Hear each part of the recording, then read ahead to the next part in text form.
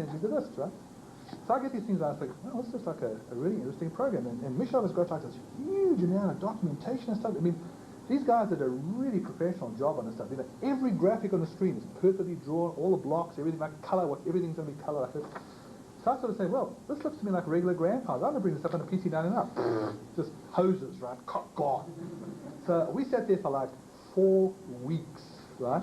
Now what happened is, the way this thing had been treated and assembled and done and things like that is that it had been put into a real peculiar format. My belief, and this is purely speculative, right, is that this program has never run on a 4A.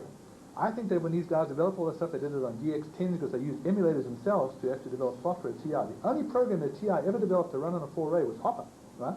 No other program was ever developed. So I had to like sit there with this guy's formats and push it around like that. And like one Saturday night I was sitting there, I'm thinking, man, this is just never going to work. I was about to give up on this thing. I went to bed, right? Like I woke up at 5 in the morning, it was like this light came down, right? I thought, I think I understand, right? And I went off, tap, tap, tap, tappity, tap, tap, tap, and suddenly this thing came out. Now my wife's bed is like just over there. You know, we sleep in the same bed, but like the bed is just over there. I say, suddenly she has this, yeah! And she like lifts 4 feet out of the bed. And I felt like really cool, because what happens is, this thing that I've seen here now, the program is good, but unfortunately it's not finished, right? What we need is we need some like assembly language wizard, right? Somebody who really understands programming to come and like finish this program off, right? So now we're going to show you the program that nobody has ever seen, including Dr. Good. Oh, wow. Look at the title screen, guys. The title screen says E.T. on land. PC99 version, of course. Hit the button and watch. No sound.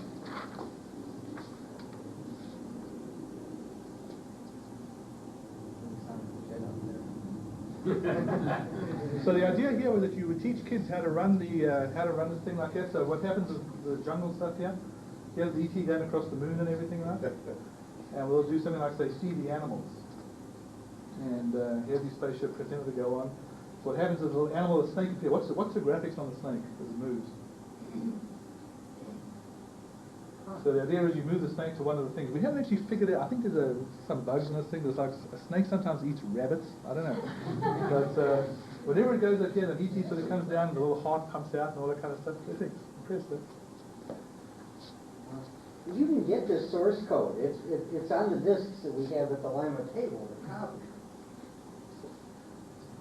So I guess he didn't want to eat a rabbit. Can't believe he wants a snake wants to eat a banana. It's a banana. He likes bananas. The snake likes bananas. I don't get this, but anyway. So here's the program, right? Never been seen before. Here it is running, right? Now, so the program isn't finished. If you go to some of the menus and select things, what happens is screens come up partially drawn and things like that, right? But this little piece of the code is actually working. So, first time, MEG conference, and all thanks to Charles. Thank you, Charles. Thank you, Michael. A new TI cartridge. I mean, unbelievable. Got a 1993 copyright on it that no one has ever seen before. It was going to be actually for Walt Disney. There's 3 other cartridges. Yeah, I want to see, what's it, who's that, Winnie the Pooh? Never seen, like, where's this guy? Give it to me, I'll bring it up here. Alright, so that's really, as I say, the demonstration here wasn't so much PC99, right? Although you can see it running all the time below here. If you want to see sort of things like, Parsec and Alpiner and Slime or junk running, we have it here. We have all the TI discs and stuff like that. We have a lot of the TI documentation and stuff done. We can, we have it available as well. Unfortunately, we're out of product right now because everybody came and bought it at our table this morning, but we can take orders and take stuff if you wanted this afternoon. But if you have any questions, we'd be happy to answer them for the next sort of, say, 3 or 4 minutes before everybody wants to go and have some lunch.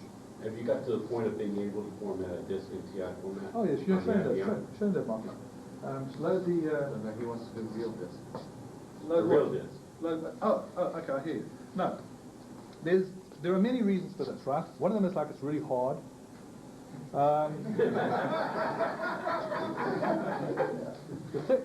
second one is that, believe it or believe it not, as the PCs advance more and more, 5¼ inch discs are becoming like, forget it, you can't get them mounted right. And even towards the end of the 5¼ era, right, what happens is a lot of the PCs did not have the low-level electronics in them anymore to be able to write the correct stuff to the disk, right? I think some of the earlier disks could do that, right? We also contacted the guy, Barry Miller put us in touch with the guy on the West Coast, and he wanted to charge us $20,000 for the libraries. What happens is we send him a TI disk, Okay? We said to him, can you read this disc? Guy came back, he sent me back a binary copy of the disc on a PC disc. Right? I said, here, I can read this disc. I said, wow, how did you do this? Well, give me $20,000, we give you the libraries, and then we charge you royalties for distribution. I said, I don't think so. I don't have that kind of volume of sales like this week.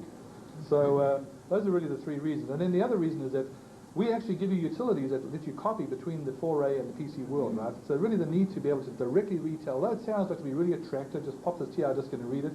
It's like we just don't, it's not worth it. It's too expensive, and there's really not a pressing need to have to do it. And you have to remember that not all PCs, especially built today, Yeah, be single density disks, anyways. Right. So even if we could get them to work reliable with double density, a lot of your single densities wouldn't work on a lot of different PCs. Then it becomes a nightmare for us to support because people would call up saying, I can't read this disk on this PC. Give them money back.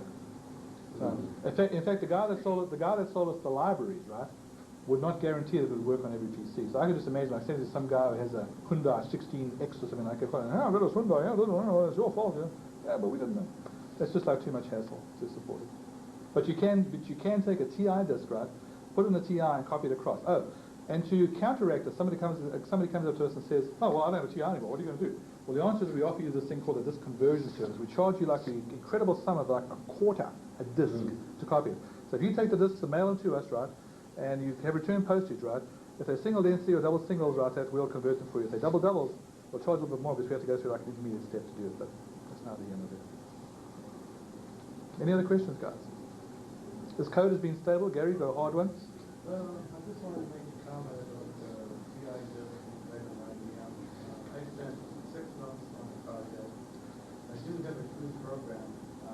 One thing I've done, single density is almost impossible because nobody's ever put the data center in the disk controller from the original design onwards. It was built for double density. So forget about single density. As for double density, the software I have works. It will read a double density disk, single sided or double sided. There's only one simple rule. This has to be 100% been formatted on a TI and has not been used on an IBM. That is, Basic to zero. Put it on IBM, format it on IBM, take the disk, put it back in TI, reformat on the TI.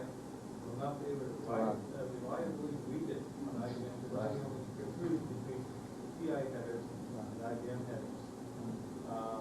But if you take the disk, you can phonetically erase it using a fault eraser, reformat on the TI, single-sided double density, double-sided double density, copy your file over to it, stick it in a program like you're working on, it will read it, and put it over.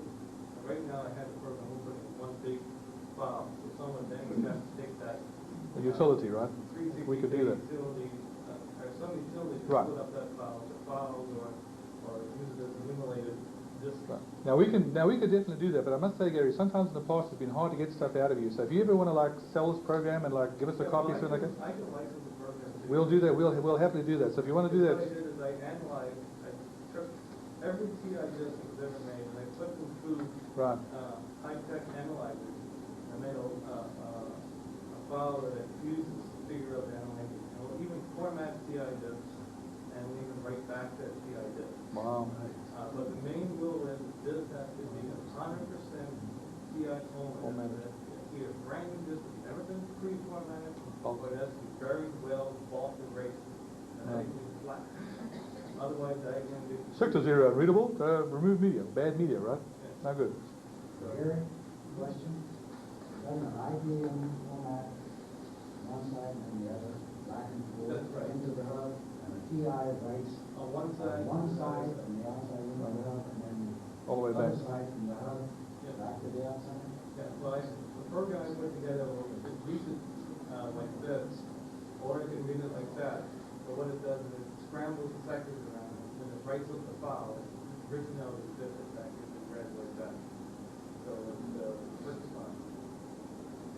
Okay, guys. Any other questions for us before we pack up here and things like that? Notice code works, no glitches, a couple of typos, but hey, this code is pretty stable. It's been running for like 2.5, 3 years now. Like the stuff works, right? Okay. Any questions? And it's only 40,000?